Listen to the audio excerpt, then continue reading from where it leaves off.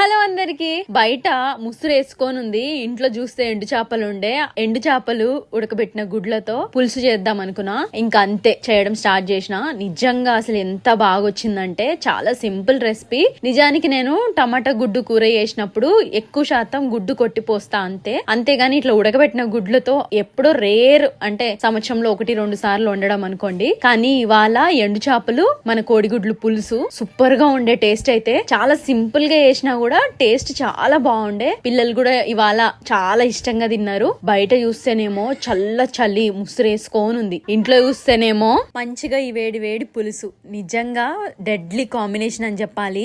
కొన్నిసార్లు అదేంటో కదా, మనం సింపుల్ గా చేసిన రెసిపీలే చాలా మంచిగా వస్తాయి. కొన్నిసార్లు ఎంత కష్టపడి వండుతున్నా ఫైనల్ గా అవంత రుచికరంగా రావు. ఈ డిష్ అయితే 2 నిమిషాల్లో అయిపోయిందని చెప్పాలి. కానీ టేస్ట్ మాత్రం ఆహా. ఇవాళ ఇంట్లో వాళ్ళందరూ కూడా మెచ్చుకున్నారు. మీరు ట్రై చేయండి.